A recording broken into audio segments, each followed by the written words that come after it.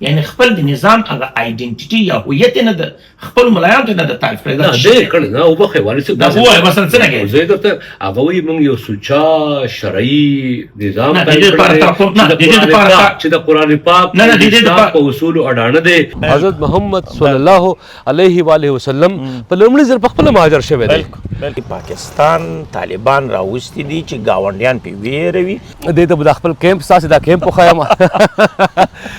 دغه هیډ کوارټر دی کوم ځای چې ته جلسې کوې. شنې شی لرئ؟ بالکل زموږ منتظر وای. یعنې تا مخکې نه نیوز لیک کړی چې موږ روان یو. دې باندې کشتۍ ځي هم تفریحي کشتۍ. د محترم امیر هیبت الله اخندزاده صاحب امارت او د هغه په کندهار کې ناست رفیقان دا نقطه کفر ګڼي. جلالت مآب ښاغلی حامد کرزی صاحب له دې ځایه جمهور رئیس جوړ شو ولسمشر جوړ شو ولاړ. یعنې دا یو حادثي ولسمشر جوړ کړی و دا وجن نه و. نه ډاکټر اشرف غني صاحب هم حادثي مشر جوړ کړی دی. تقریبا ټول حادثو چې دا طالبان به کله ورکي دا ډېر او عامه پوښتنه. هیبت الله اخندزاده صاحب خو یو ګوند لري که څه هغه د ګوند په توګه ورته نه ګوري خو یو ډله ده یو فکر لري یو نظریه لري او یو مبارزه لري او د هغې په شا د هغو سره ملګري دي. نویمو کلونو طالبانو دا زیات خطرناک شوي دي ډېر بدل شوي دي. نو د دې امکان و چې د ډاکټر نجیب نه په بدتر شکل باندې ستړي مه شئ. والي صاحب سلامونه. اختر مو نیکمرغه. ډېره مننه. لوی اختر مو نیکمرغه. المان ته په خیر راغلی. مهرباني. والي صاحب دا خو زه جرمني ته راغلی یم. بالکل. او په جرمني کې د ښار نوم دی وایزنتورم. وایزنتورن. او دا داسې وضو والي صاحب چې دا زموږ هلته په وطن کې چې کوم خلک واکمنان دي بالکل دې ته به د خپل کیمپ ستاسې دا کیمپ وښایم. او مهرباني والي صاحب چې وخت مو راته راکړه تاسې خو دلته ما نور دوستان ملګري ولیدل له خیره سره. دلته هم داسې معلومېده ماته چې تاسې هغه خپل سیاسي هلې ځلې او کیسې شروع دي. څه قسمه نو ژوند څنګه روان دی دې ژوند څنګه روان دی دغه راته ووایه نو. تاسو پوهېږئ که نه اول خو تاسو بیا ستړي مه شئ. مهرباني ژوندي اوسئ والي صاحب. او بل دا دی چې موږ مهاجر او مسافر دواړه یو.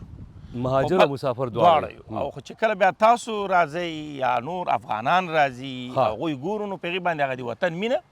بیا ماتېږي. دلته په چم ګاونډ کې افغانان شته دي؟ افغانان شته، دلته افغانان هم شته، وطنداران شته. دا زموږ ښار کې او شاوخوا د افغانانو او د نورو مسلمانانو هغه جوماتونه دي او د دوی ترمنځ کله کله غونډې هم کېږي. دا د جوماتونه مسجدونه جمعې او د جمعې لمونځونه د اخترونو لمونځونه د قربانۍ چې کومې غونډې وي هغه وي. بیا اوس موږ یو بل کار کړی دی چې د ښار کې موږ داسې یو چې کوم دا زموږ ښار کې دغسې وضونه وو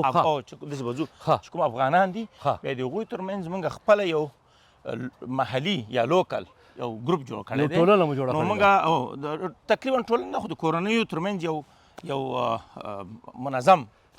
پروګرام دی. بیا موږ کوچني اختر کې او دلته بیا موږ یو بل باندې په نوبت باندې موږ یو بل سره کېنستلو ډوډۍ هم ورکول یو بل ته هغوی کره به تلو بالکل لکه هغه د وطن په حساب یو رواج جوړ دی. ماشومان یو بل سره پیژندګلوي کوي یو بل سره په دغه ځای به داسې لاړ شو. نو دا ټول هغه کوشش کوو. او دا د کوم ځایونو خلک یې تاسې دغه ځای وطن مختلف د افغانستان د مختلفو ولایتونو د کندوز شته دلته په دې ځای کې. په خیر جوړ تکړه سلام ته څنګه یې؟ ته زموږ سره په انټرویو کې راځې که څنګه ستاسو نوم دی؟ ابوذر. راځه ته مو راسره دی خو خپله سایکل یې مې داسې لیده چې سایکل یې ځغلولې لګیا و. بالکل او سایکل یې دلته ډېر دي د خلکو سره. تاسې ویل چې د کندوز خلک دی؟ د کندوز دی، پکتیا دی، همدارنګه دلته موږ د دم سایکل را پیدا کړی. دا ته څه کوې ما ته سایکل راکړې لږ ساتله. راځه ژوندی اوسه. او کندوز دی بیا د نورو ځایونو دي؟ د نور ټول د افغانستان تقریبا د اکثرو ولایتونو دلته شته. د پروان شته، د کاپیسا شته، د کابل شته. مختلف دوستان دي ډېر دي خلک تقریبا دغه. زموږ دا ښار خو ډېر داسې یو ښه موقعیت لري. ځکه دا کوبلنز به تاسو نوم اورېدل دا ډېر تاریخي ښار دی. نو دا زموږ دغه موقعیت سره نږدې واقع دی. دلته پاتې او د دې نه تقریبا 300 متره دا د کیمپ هیډ کوارټر دا دی. دا زموږ کور دی. دغه هیډ کوارټر دی کوم ځای چې ته جلسې کوې. بالکل. او بعد داسې ښکاره شوه بېګا چې زه رالم ناوخته رالم ډېر افغانان دلته ناست وو بیا په سیاسي موضوعاتو بحث روان و. یعنې اوس هم هغه د دې ځای خلک چې داسې معلومیږي د دې ځای د سیاست او د ژوند باس په ځای باندې زیاتره د وطن بحثونه داسې ده او بالکل غټه پوښتنه د زلمو په ذهن کې څه وستانه ته خو بس سیاسي مشر پاتې شوی یو اکثریت وخت د ټولو پوښتنه چې ډېره وي هغه دا وي چې افغانستان کې به څه کېږي بس ښه بله پوښتنه اتومات دا وي چې دا طالبان به کله ورکېږي دا ډېر او عامه پوښتنه یعنی دا پوښتنه دا ډېره عامه ده عامه او داسې نه ده چې یوازې داسې به واقعونه راځي او دا داسې نه ده چې یوازې دلته دا پوښتنه کېږي بلکې کوم کسان چې افغانستان نه په ځینو مناسبتونو باندې لکه اختر کې ټلیفونونه کوي دې اختر کې هم ډېر زیات ټلیفونونه کوي هغوی د مبارکۍ نه وروسته دومره پوښتنه دا چې یار دا به څه کېږي حالات خو بیخي ګونګ دي او دې باندې تاسو زه پوښتنې لرم چې تاسو دا پوښتنه چې نه کېږي نو راځي والي صاحب چې څه ځواب ورته وایي دا د والي صاحب محترم موږ اوس په دا باغ و د خیر سره ښایسته موږ هلته ټوکې هم وکړلې اوس د موږ مېلمستون ورته وایو هلته ورته موږ حجره وایو دلته د سالون وایي په امریکا کې د بل نوم وایي تاسو راځئ نو دغه ځای به والي صاحب راځئ مهرباني وکړئ والي صاحب خبره وکړله چې زلمي چې دی هغه یو پوښتنه لري هغې ته زه راځم خو ستاسو نه یو پوښتنه کوم یو وخت و جمهوریت و واکمني وه تاسې فکر کوم څلورو ولایتونو کې والي پاتې شوي دی یو خوشحاله ژوند و د وطن د رهبرۍ او د مشرۍ یو رول مو ادا کوو اوس که څه هم ما ته خبرې وکړلې چې دلته دوستان دي ټولنه مو جوړه کړې ده بنډارونه دي ښایسته کورونه دي د ماشومانو زده کړې پوهنتون هر شی سم دی خو بیا هم ته یو داسې یو توپیر وینې د دې هر څه باوجود هم یو کمی محسوسوي د هغه ژوند د هغه وخت هغه پاور کې چې وایي په طاقت کې وایي په واکمنۍ کې وایي خلک به در سره ډرایوران به وو ګارډز به وو خادمان به وو دلته خو دا څه په خپله روان دي نو داسې خو نه ده څه فرق محسوسوي څه تکلیف محسوسوي احمدشاه بابا تر هندوستانه لاړ خو بیا هم د پښتونخوا ارمان کول چې هغه یو امپراتور او موږ خو د خپل هیواد سره هغه طبیعي چې کومه مینه ده نیچرل هغه موږ مس کوو د خپل کلي ګاونډ دوستان خپلوان ملګري دا یو داسې څه دي چې زموږ هغه تخم چې دی او زموږ هغه چې کوم نیالګی بوټی په کومه خاوره کې کومې خاورې نه راټوکېدلی دی دې کې شک نشته چې هغه خلک مس کوي د دلی تختې روم چې را په یاد کړم زه د ښکلې پښتونخوا د غرو سرونه نو د پښتونخوا د غرو سرونه مو رایادېږي نو بهر دا ما نور هم ځایونو کې والد صاحب ولیدل د په اروپا کې ټول یادوي خو د دې یادونې تر حده بس داسې معلومیږي باته بیا د ویلي معافي تاسې کوم داسې هلې ځلې چې هغه عملي وي یعنی بیرته تاسې وطن ته ستانه شئ لاړ شئ داسې څه وینم نه ما ته د ښکاري کړه تاسو یې کوئ نه د هر عمل دپاره لومړی اراده او یاد دا د دې دپاره مقدمه وي ځکه چې دا ډېره مهمه ده چې هر سیاست مدار یا سیاستوال چې هغه سیاست کوي هغه یوازې له فکر سوچ ارادې او د هغه طبیعي تړاو نه بغیر سیاست ونه کوي دا ډول سیاستونه په افغانستان کې ناکام دي همیشه یې نتیجه نه ورکوي موږ افغانستان کې همیشه تصادفي سیاست مداران راغلي دي یعنی پلان سیاست مداران نه معنا تصادفي دا معنا چې حالاتو را پیدا کړي دي اما د خپل ویژن نه درلودو خپل دورنمای د افغانستان لپاره نه او به خدا خو تاسو ډېر داسې خبره کوئ چې گویا زه ما ته یو وار بیا د نن نه 15 کاله مخکې هم د دې تاسو چې چېرته یې د دې نه داسې یو ساعت فاصله کې یو غونډه یاده کړه بون نومیده چرته چې جلالت مآب ښاغلی حامد کرزی صاحب له دې ځایه جمهور رئیس جوړ شو ولسمشر جوړ شو ولاړ یعنې دا یو حادثې ولسمشر جوړ کړی و دا وجن نه و نه دا وجن نه و حالاتو مشکلاتو اشرف غني هم تقریبا ډاکټر اشرف غني صاحب هم حادثې مشر جوړ کړی دی تقریبا ټول حادثو هیبت الله خنزاده صاحب حادثې مشر جوړ کړی دی نه دې کې زه اختلاف کوم وبخښه هیبت الله خنزاده صاحب خو یو ګوند لري قسم هغه د ګوند په توګه ورته نه ګوري خو یو ډله ده یو فکر لري یو نظریه لري او یو مبارزه لري او د هغې په شا د هغو سره ملګري دي یو نظریاتي تړون د سوونو کالو ځان سره ځان تړي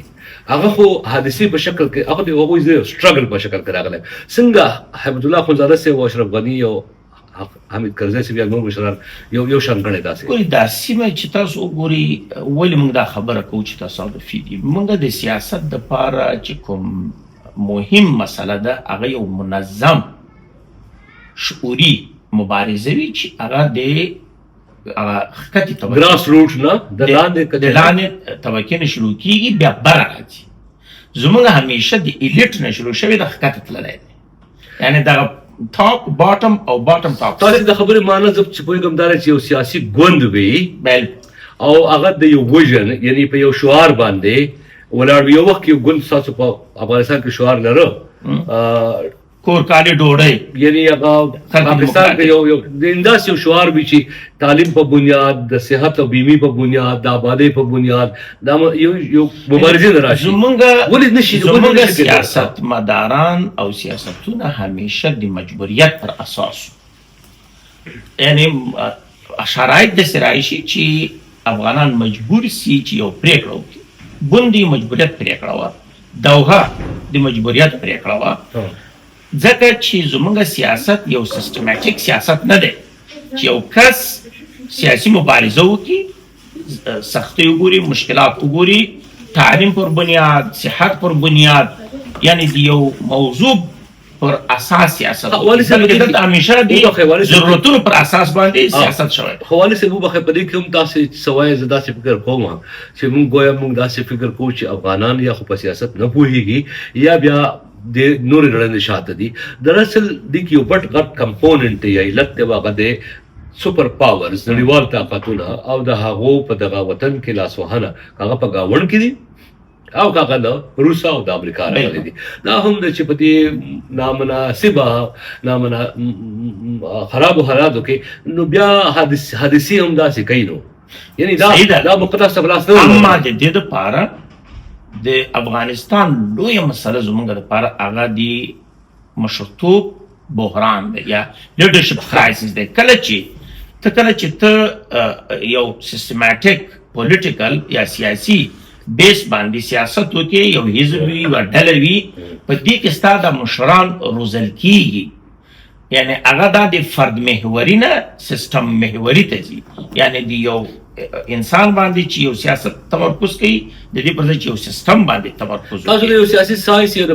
پروسې خبره کوئ او دا بیخي زمانه مده ساینس پوهه د طالب علم په توګه باندې اوس والي صاحب راځو لګنې نورې خبرې کوو د دې یعنی کېدل څه پکار دي او څنګه سوچ دی. تا ته به یاد وي د فکر کوم 2 کاله آګاهو یا څه دې رقم ده تاسې چا په یو ټویټر سپیس کې مهربانه وئ او تاسې هغه وخت سپیس کې خلکو ته ویلي وو چې نن باید سپینې پوښتنې وشي. ما پکې یو 2 پوښتنې درنه کړې وې او ما ته چونکې ویلي وو ما ته یاد وو. هغه وخت کې مې ځینې ملګرو ما ته وویل چې والي صاحب سره د ډېر سخته لهجه کې خبرې وکړې. نو مې والي صاحب خو سیاستدان دی، د وطن مشر دی، باید دې تیار وي چې یو خبریال د وطن یو عام وګړی د سخت پوښتنې وکړي. دغه حالات چې تاسو اوس ما ته ویل تمهید کې چې ګویا ملت جوړېږي داسې چې کې وخت په لاس ورکړی شي، بیا سیاسي حزبونه ګوندونه جوړ شي، یو ملي شعور خپرولو لپاره ګراس روټ باندې کار وشي. داسې خو 20 کاله دغه مقطع سره وه. خلیل حامد کرزي صاحب وخت نه وروسته بیا د محترم ډاکټر اشرف غني صاحب په وخت کې تاسو په 4 ولایتونو کې والي پاتې شوی او دغه موقع داسې ماته ښکاري چې تاسو نه چا نه راغستې، تاسې په خپله پرېښې ده.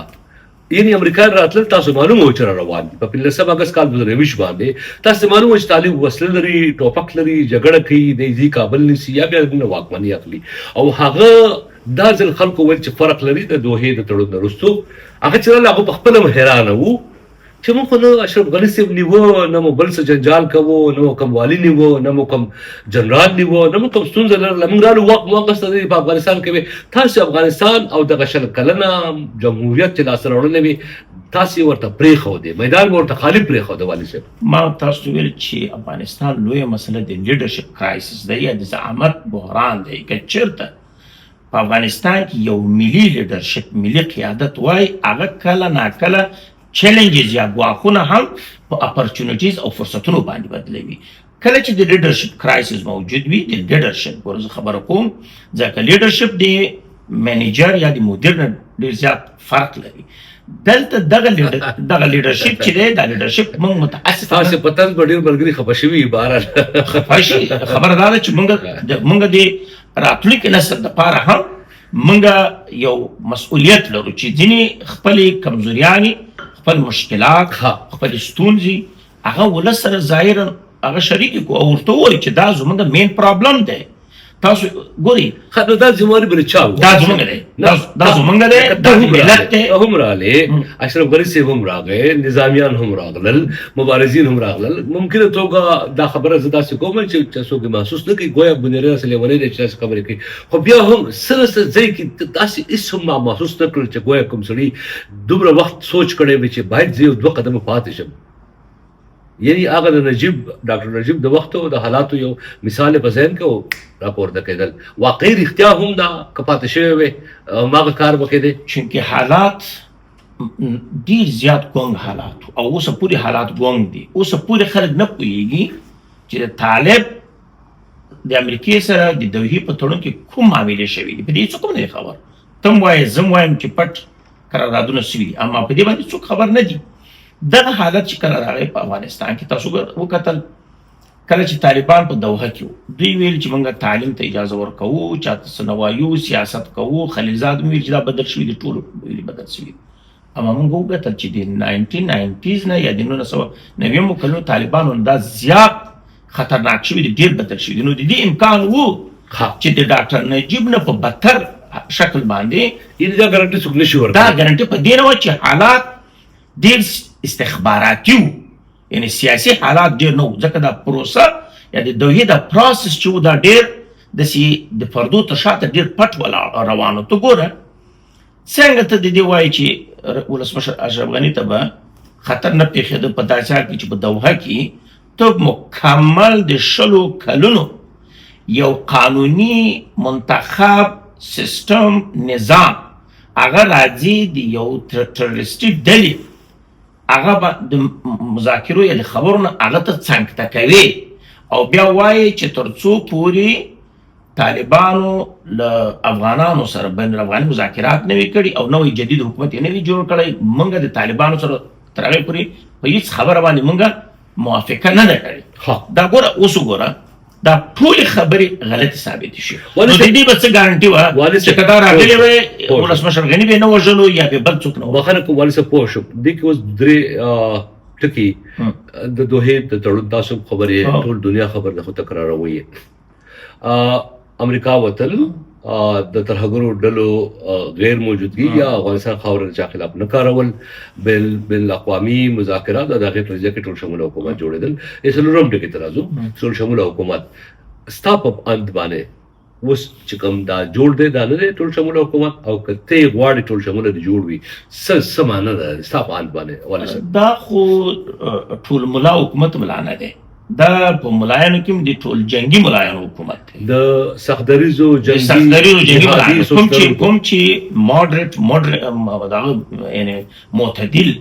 ملایان دي یا هغه ملایان دي چې هغه افغانستان باندې ملت باندې باور لري هغوی پکې نشته یعنی دا د ملایانو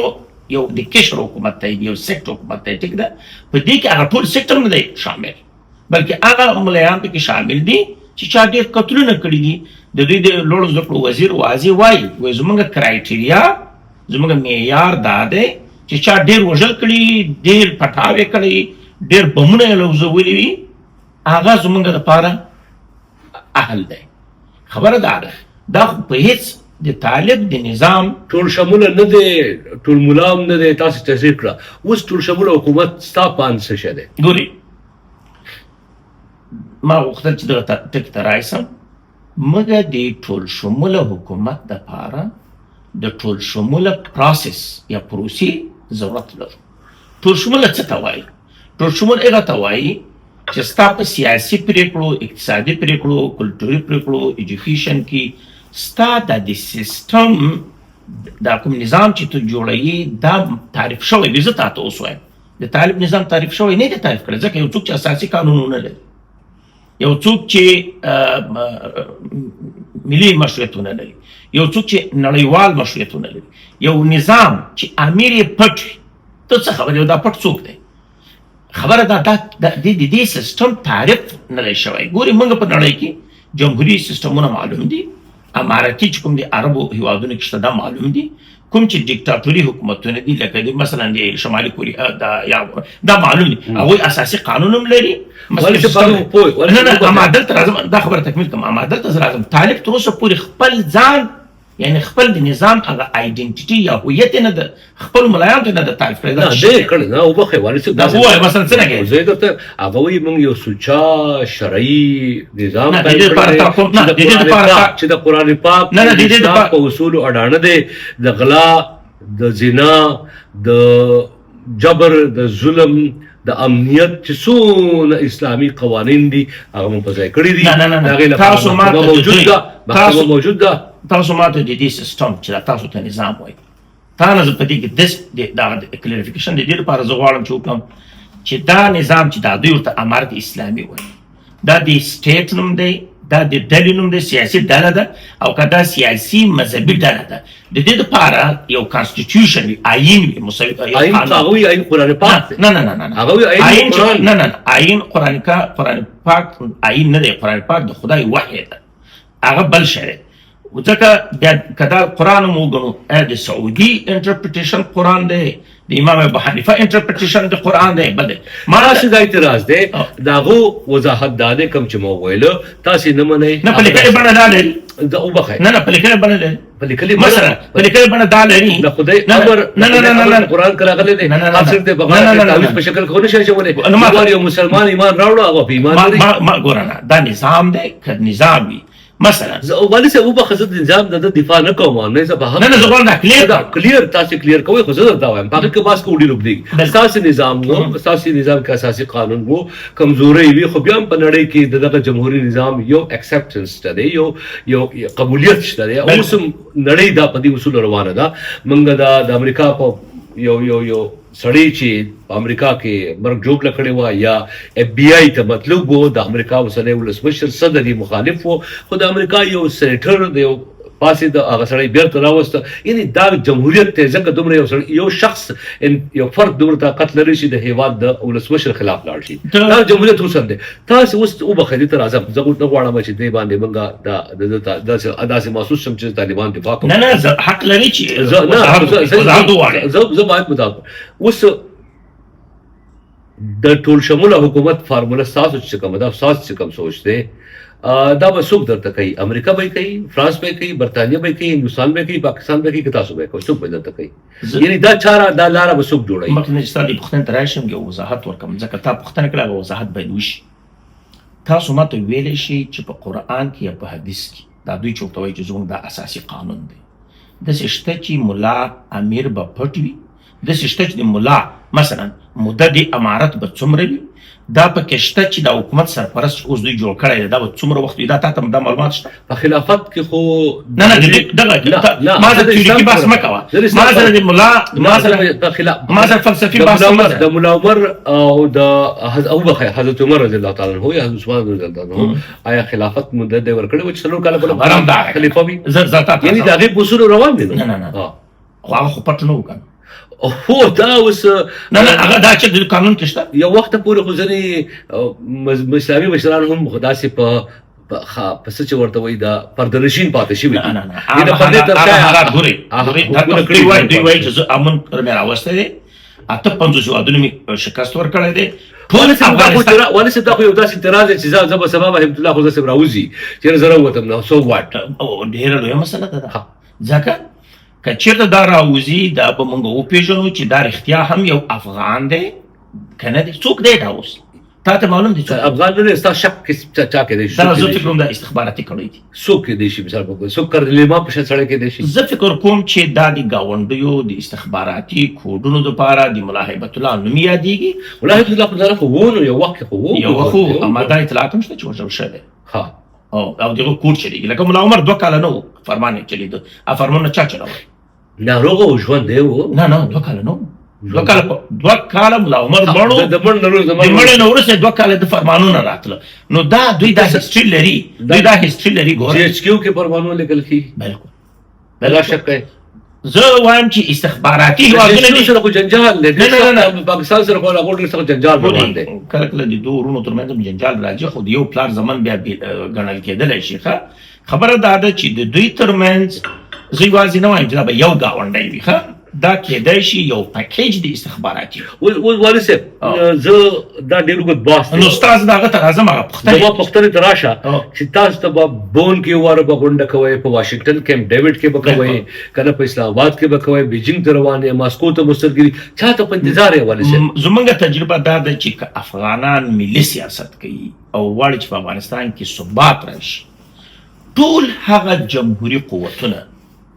چې غواړي په افغانستان کې د اوسنۍ حالت بدل شي اول مخکې د طالب سره خبرې وکړي بل سره خبرې وکړي د دوی ترمنځ یو واحد هغه زه یو اصطلاح کوم چې د دوی ترمنځ یو ټول شموله ملي متحده جبهه جوړه شي دوی څنګه د ټول شموله ملي متحده هغه نظام غوښتنه کوي اما په خپلو منځونو کې په لومړي سر کې په خپلو کې سره ټول شموله شوي نه دي واحد شوي نه دي زمونږ د جمهوریت لوی مشکل دغه و چې هر سړي ځان محوره سیاست کوو جمهوریت محوره سیاست نو اوس هم د دوی همدا پرابلم دی مثلا هر یو وایي زه اجماع غواړم زه اتحاد غواړم زه جمهوریت غواړم زه طالب غواړم خو ځان محور یعنی په ده باندې مشر به دی وي او دا خطرناک دی موږ وایو چې نه راځي اصول محوره او موږ ویژن محوره یو ملي متحد حرکت جوړ د دې دپاره چې دا جوړ نشي زه یو شی تاسو ته ووایم چې دا جوړ نشي د جمهوریت خلکو په جمهوریت کې طالب ورباندې برلاسی شو او اوس هم دوی بریالي دا سجشن دا مشوره ستا په ذهن کې و اوس پکې راغله که د مخکې د بچه څه کار کړی دی زه چې دا درې کاله راغلی ما د افغانستان مهمو سیاستوالو لومړی خبر هم دا کړې ده ما نه ډېرو غوښتنه وکړه چې تاسو راشئ مهمو سیاستوالو مطلب چې په واک کې په جمهوریت نه چې په جمهوریت کې په واک کې ول او اوس هغه دي یعنې رئیس جمهوران نه نیولې ده تر وزیر اصل معلومات دپاره وایم تاسو ځینې خبرې ده وي چې هغه به تاسو پبلیکول غواړئ مطلب ولسمشر ښاغلي اشرف غني صاحب سره مو نو ته مې ویلي دي همدا خبره مو ته کړې هغه څه وایي ګورې هغه په اصولو کې موافق دی اما دا چې څنګه به کېږي دا مسله ده چې باید پرې تحقیق وشي څېړنه وشي مثلا زه کوم خبره غواړم چې وضاحت وکړم په د 3 کاله یا 3.5 کاله کې ما همیشه یو زه نه بلکې ډېر داسې همفکره سیاستوال شته چې په دې موږ اتفاق کړی دی چې د افغانستان د جمهوریت د سقوط لوی عامل دی افغان سیاسیونو ترمنځ اختلاف نظر د هغوی ترمنځ ځان محوره سیاست و سیستم محور او جمهوریت محوره سیاست نشته نو د دې دپاره که ته غواړې چې د ملت اعتبار د ګاونډۍ اعتبار د نړۍ اعتبار او باور اعتماد لاسته راوړې اول به ته خپل ځان ثابتوي ځان څنګه ثابتېږي چې ته یو جمهوریت محوره والي صاحب وبخه بیا خبره وبخه داسې معلومي کټ کېږي خو دا ته چې کوم پلان او منصوبه سوچ لري دا کوم د سیاسي میدان د مزاحمت د لارې یا د جدوجهد د لارې دا خو یو ډېر اوږدمهاله پروسه ماته ښکاري 10 کاله گویا 10 کاله پورې طالب به وي په واک کې ستا په حساب سره داسې دی چې موږ وایو چې د افغانستان دا 50 کاله چې ته محاسبه کې دا و رژیم په دې کې راغلي دي تېر شوي دي سقوطونه یې کړي دي په اولو 5-3 کلونو کې مسله نه وه اما بدبختانه طالب له دې 5 دا و رژیمونه چې سقوط یې کړی دی حتی د خپل سقوط نه هم د زده کړه نه ده کړې نو زمونږ څه رقم ده زمونږ موږ څه وایو زمونږ لومړی اختیار یا لومړی آپشن زمونږ مذاکره ده بیا چې بین الافغاني مذاکره اما دا معنا نه لري دا نه کنه په واشنګټن کې که په امریکا کې چارته نه یعنې تجویز تا په ځای راځم زه دا وایم چې په لومړي سر کې زمونږ لومړی آپشن هغه بین الافغاني مذاکرات د بین الافغاني مذاکراتو لپاره اول د جمهوري قوتونو ترمنځ په جمهوریت راغلی بله صلاح پکار نه اتفاق مکمل یا په بل اصطلاح داسې ووایم امارت به ځان تعریف کړي چې دا یو سیاسي حزب دی ټیک ده یا هر څه چې تعریفوي دا تعریف موږ ته تر اوسه نه معلوم چې دا څه شی دی دا معلوم ده خو تاسې منئ نه والي نه معلوم نه دی کنه دی تاسې نه منئ هغه اسلامي امارت دی او دا هیڅ نه کړل واضحه نه دا اوس هیڅ نه په حزب یقین لري نه په ډلې یقین لري هغه په دې نظام یقین لري او دې نظام لاندې په دغه نظام کې پاتې کېدونکي هر فرد د دې نظام برخه ده او د دې اسلامي امارت برخه ده هغه اصولي قرآن پاک دی سنت محمدي دي اسلامي شریعت دی او هغه ډېر واضحه ده خو ته نه منې دا جدا خبره ده ګورئ زه تاسو خبر وکړم بنيري صاحب تاسو د سیاسي علومو سټوډنټ پاتې شو یاستئ کافي تجربه لرئ کله چې موږ نظام پولیټیکل حزب دغه لپاره معیارونه دي کرایټیریا دي په دې معیارونو باندې دا ډله برابر نه دوی به ځان ته سیلف پروکلیم ارتس خودخوانده به جنرال محبین ځان ته جنرال وایي هغه اوس فیلډ مارشل دی نه خبره ده هغه اوس فیلډ مارشل دی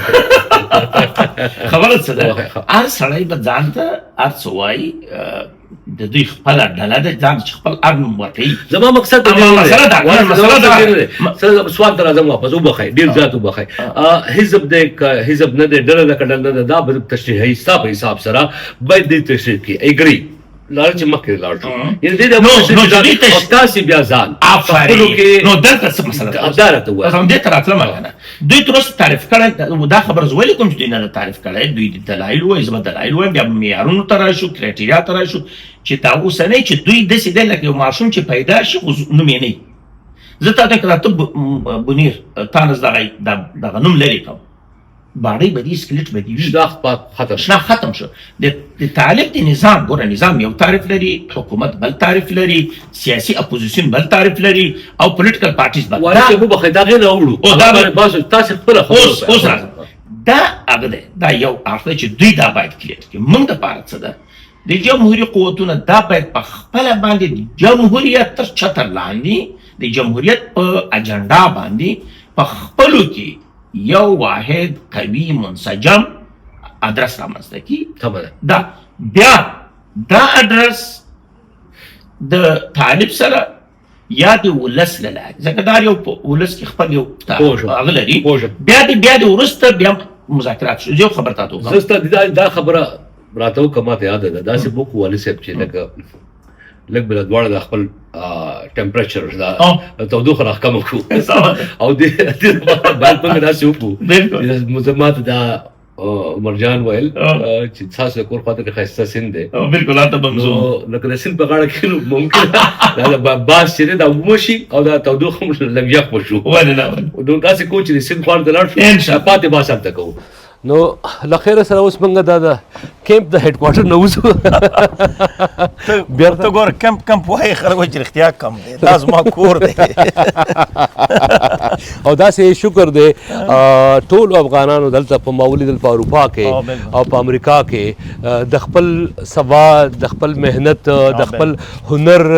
د خپل علم او پوهې په بنیاد په دې ترقي یافته هېوادونو کې د کورونه پیدا کړي دي د کورونه اخیستي دي د او دا کورونه په دې بنیاد د خدای لپاره نه غوښتل چاته وخی بس دا یو استوګن یو ژوند دی طریقه ده هر څه وږي چا به غټه وي چا به وړه وي خو داسې شته دی دا د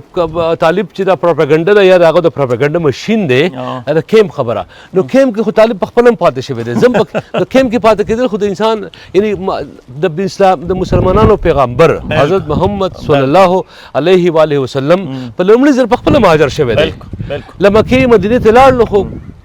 هلته خو یې ماڼۍ نه وه هغه ماڼۍ چې په مکه کې لرله په مدینه کې خو نه لرله دا د انصارو مهرباني وه چې دی هلته بالکل ځای کړل نه بالکل دلته خو داسې دی چې دې هېوادونو کې لکه آلمان دی دلته مهاجرینو دپاره ټول هغه حقوق کوم چې د الماني دپاره دي هغه ټولو ته شته دی بالکل ستا ماشومان بیمه د صحت بیمه صحت علاج تعلیم تر یونیورسيټي پورې تر یونیورسيټي پورې تر پوهنتونه پورې زده کړې هغه چې دي ټول په حکومت دا د سړک په منځ کې ته تګ دلی پکار خو هسې یو منټ لپاره به لاړ شو ځکه چې ګاډي ځي راځي ځکه غواړم چې دا سړک په منځ کې دا کورونه به ښکاره شي دا ستاسو چم ګاونډ دی بالکل دا زموږ ګاونډ دی دا څوک دي دا خلک دا خو المانیان دي خو داسې ښکاري خلک نه ښکاري دا ولې نه داسې دی چې یو خو دا هغه ورځې دي د رخصتۍ شنبې ورځې دي اکثر نن رخصت وي نن شنبه او یکشنبه رخصت نو هغه اکثره ځي څوک چکر ته ځي څوک بیرون ته ځي او بیا دلته آرام وي د دوی داسې ژوند نه دی لکه زموږ ستاسو افغانستان یا پاکستان چې ماشومان په کوڅو سړکونو کې ګرځي هغوی دننه کور کې هغه خپل د هر کور شاته که تاسو ګورئ باغونه دي والد صاحب چمنونه دي کله کله داسې هم وي چې په چمګاونډ کې هغه سپین ږیري ډېر پاتې کېږي نو ځکه او داسې خبره نه ده دا هم شته دلته اکثره د دوی اولادونه یا پوهنتونونو کې وي یا بل ښار کې وي کاروبار کوي ها وبخئ ها داسې تاریخي غوندې ښار ښکاري ما ته ګورئ دا خو د کورونو ته چې زه ګورم پخواني اکثره پخواني کورونه دي تاریخي توګه تاریخي ګورئ دغه ښار ته اصلا د وایزنتورم چې وایي تورم په الماني ژبه کې دا برج ته وایي وایزن سپین ته وایي ها یعنې دا سپین برج ها د دې ښار نوم دی او دا تاریخي ښار دی دا د راین او موسل دا دوه سیندونه دي ډېر لوی چې اروپا کې روان دي دواړه خوا په خوا باندې د دغو سیندونو په غاړه باندې اوس چې موږ تاسو چېرته ځو د دې تاسو وګورئ دا یوازې داسې سیند نه دی کې تجارتي اموال په دې کې تفریحي کشتۍ په دې کې دا ټول ګرځي سفر کوي نو اکثر ټوریستان هم د دې سیند غاړې ته بیا هوټلونه دي هغه پکې رانیسي پکې اوسي والد صاحب لیټس کم بیک ټو د پوینټ یعنی یو وار بیا خپلې نقطې ته راځو ما ورته بحث په دغه ځای ختم کړی و تود بحث یې ورته وایي چې باید یو جمهوري سوچ لرونکي افغانان په هر ځای کې چې وي اول دی په یو نقطه متفق شي هغه نقطه د ملت د مستقبل ده او د جوړونې ده او په شریکه ده بلکل دغه نقطه ستاسو وړاندیز دی په څه نقطه یو شي ګورئ اوس خو ډېر سمپل ده په افغانستان کې یوازینۍ نقطه چې دوی راوځای کولی شي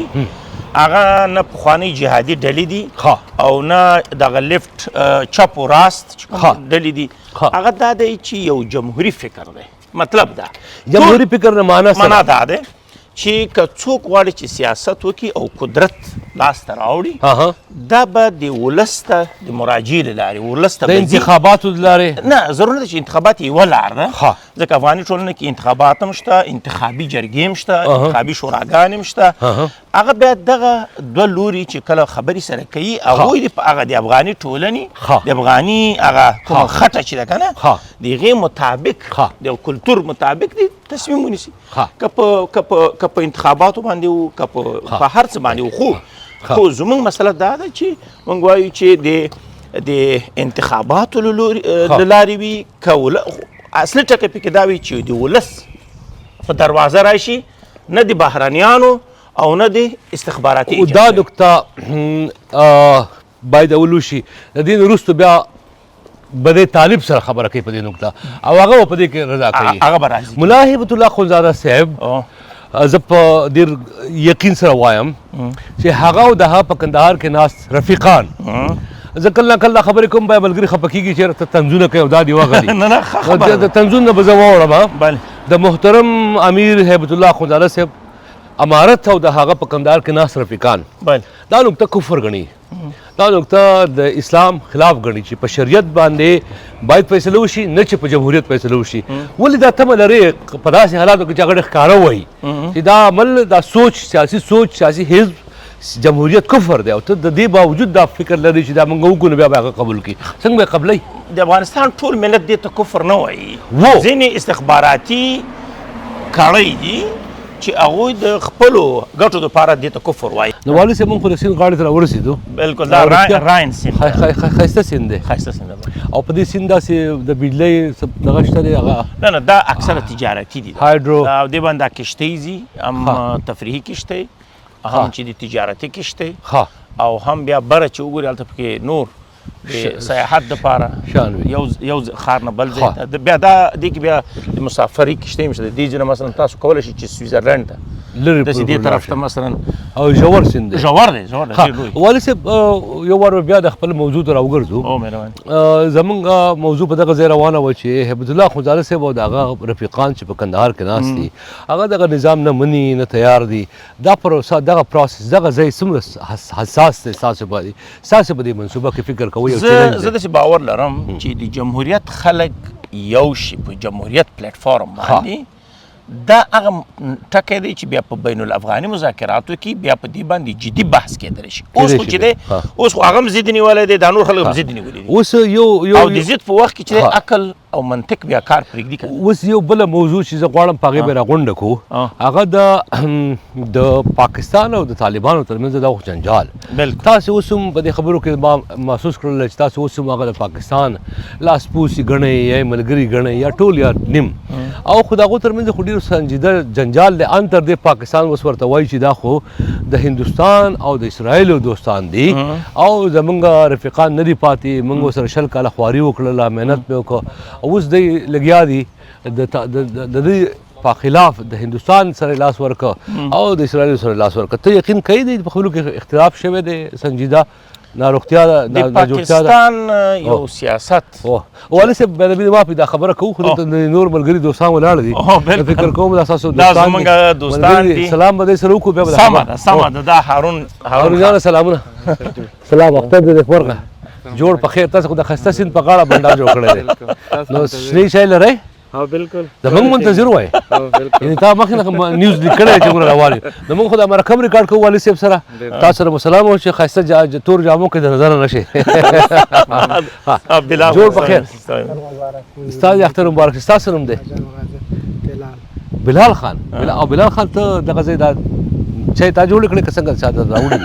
نو تاسو سره مجلس کوو زما خو د والي صاحب سره مرکه روانه ده یو څو دقیقې به نور خبرې وکړو نو بیا به شریک سره تاسو راځئ کښېنئ والي صاحب ته موږ به دی به هم کښېنئ موږ به هم کښېنو دا خو بلا چوکۍ مو هم راوړي دي والي صاحب راځئ ته د ګلونو غاړه ته کښېنه والي صاحب ته د ګلونو خوا ته ښه زه به کښېنم ستا مهرباني ته میلمه یې زما د مېلمستیا لحاظ نو والي صاحب راځئ دوستان تاسو راسره کښېنئ راځئ تاسو کښېنئ پروا نه کړئ مشکل نشته ما والي صاحب خبرې وکړو بلال جانه ته هم راځه کښېنه او بلال جانه که ته داسې کوي چې نه کښېنې یو کار کوي خدمت کوي نو بیا خو چای جوړې کړه اوس که ته کار کوه موږ به خبرې کوو والي صاحب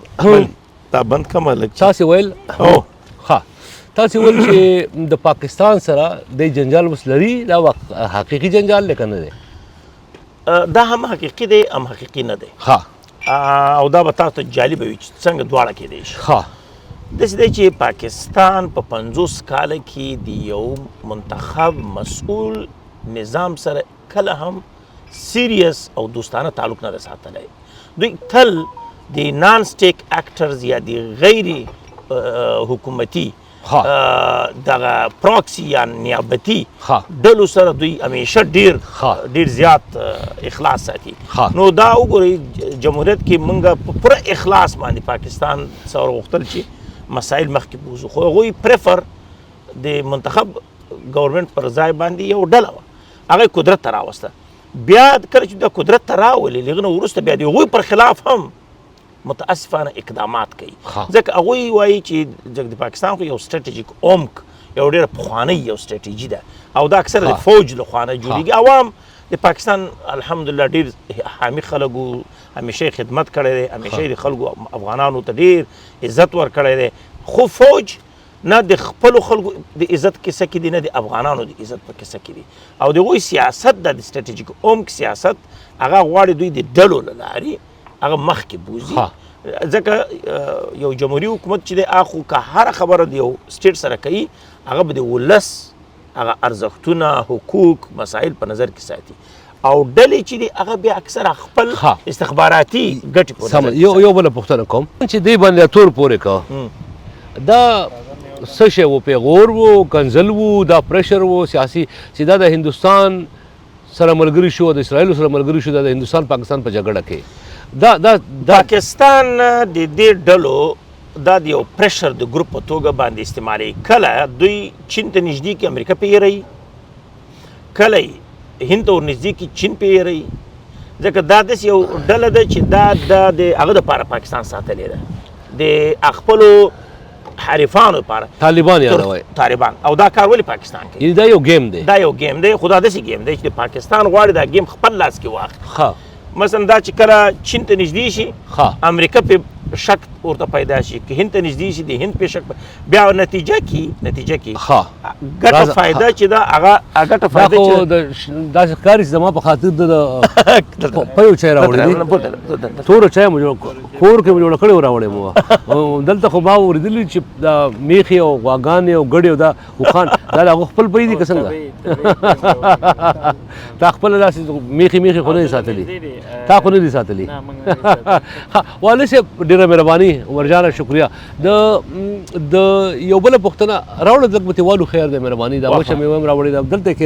ژوندې اوسې ها دا د امریکای چې کوم وس خواهش ته دا یو چې بیرته موږ خپل وسله نیسو کسر صدر ټرمپ داسې وایي چې بسله به تیالو پیسې دې ورکوو خو بګرام نسی د بګرام ولې د امریکا بیا دلچسپي لري ته فکر کوي د امریکا دلچسپي بګرام کې بیرته ولې ده بالکل اول دا خبره زه مخکې چې ما ته شروع کړله هغه بشپړه کم چې پاکستان طالبان راوستي دي چې ګاونډیان پې ویروي او د افغانستان سیاسي مدیریت چې دی هغه پاکستان خپل لاس کې واخلي یعنې د طالب په نمایندګۍ باندې به تاسو کې دي خیر د طالب په نمایندګۍ باندې به پاکستان د نړۍ سره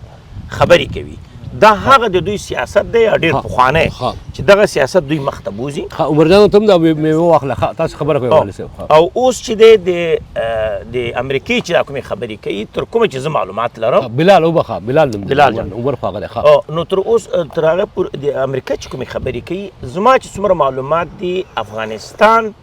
د امریکې په هغه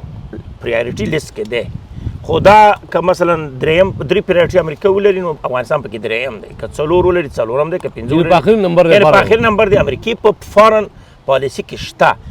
خو تر اوسه پورې د امریکې د ټرمپ د ادارې د افغانستان په اړه باندې واضح کلیر سیاست تر اوسه پورې د جوړېدو په حال کې دی دا نهایي شوی نه دی نو زه فکر کوم ټرمپ چې کومې خبرې کوي که هغه د بګرام په اړه دي که د وسلو په اړه دي دا د دغه پالیسۍ د جوړولو لپاره هغه سیمه کې د هغې د ارزیابۍ د هغې په اړه باندې هغه غبرګونونه چې راځي دا د هغوی او ټرمپ دا هم وایي چې بګرام ځکه مهم دی چې یو خو دا دی جوړ کړی دی ښایسته دی قیمتي دی سټریټیکلي بل هغه چین باید دلته رانشي د چین او د امریکا جنجال په افغانستان کې قوي جنجال دی په راتلونکو کې معدنیاتو باندې په زیرمو باندې په بګرام باندې کنه دا قوي نه دی ګوره په ټوله کې خو د امریکې او د چین یو ډېر لوی رقابت روان دی په نړۍ کې هر چېرته روان دی د افغانستان چې دی د افغانستان دغه کوم چې جغرافیایي موقعیت دی دا په خپله باندې دلته یوازې چین روس چین ایران دا ټولو دپاره دا ډېر زیات مهم دی د افغانستان له جغرافیایي موقعیت نه هېڅوک سترګه نشي پټولی ښه سمه ده وعلیکم السلام څوک خبرې کوي وروره پوپلزی صاحب وبخه او پوه شم وبخه زه والي صاحب سره لګیا یم دا د سیند په غاړه مرکه روانه کړې ده په دې منځ کې مې ستا فون پورته کړه ته یو 10-15 دقیقې وروسته ما ته ټلیفون وکړه زه بیا درځم ماښام دا څه ورته وایي فرانکفرټ ته دا 6 بجې خوا ما ته یاد شو تا د هغې مرکې خبره کوله داسې دې ویل که نه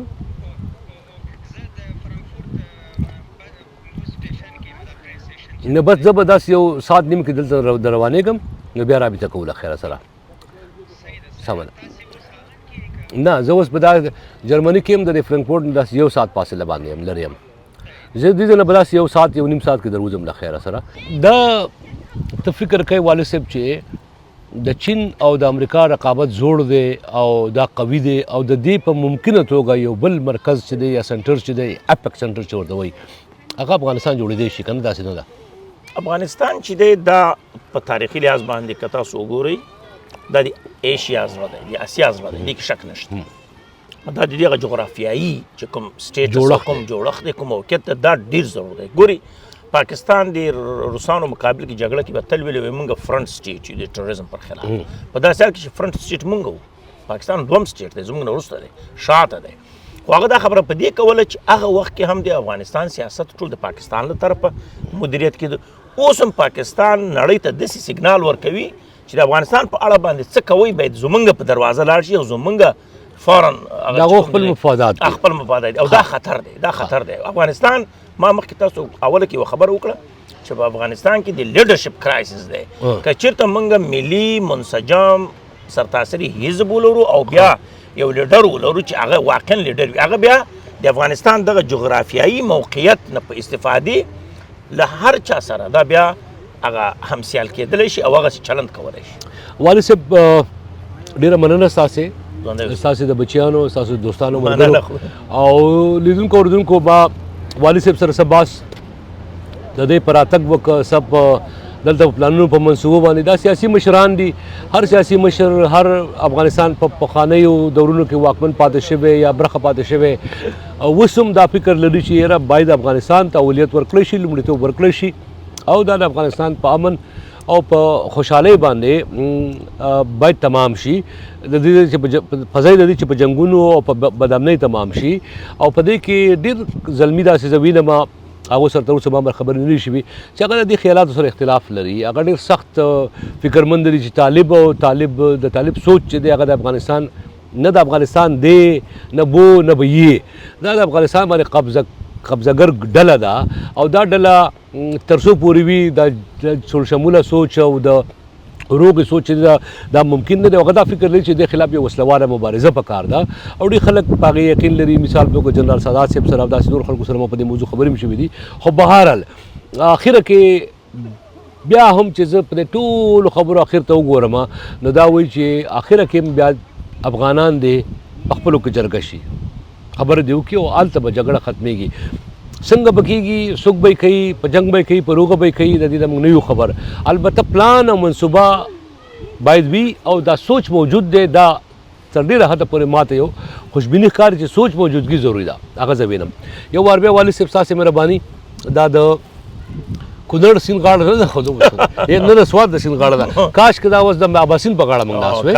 کاش که موږ د کونړ په غاړه ناست وی، کاش که موږ هغه بره په نورستان کې د سیند په غاړه ناست وی. دا د مسافرۍ یا د کډوالۍ یا د په غرب کې د سیند په غاړه ناسته دا معنا چې موږ په هغه موضوع دلته بحث کوو دا په خپله یو مهم ټکی دی. نو د یو بل بي کاسټه پورې زه ستاسو قربان رحمان مدني ستاسو نه اخلم اجازت. ډېره مننه.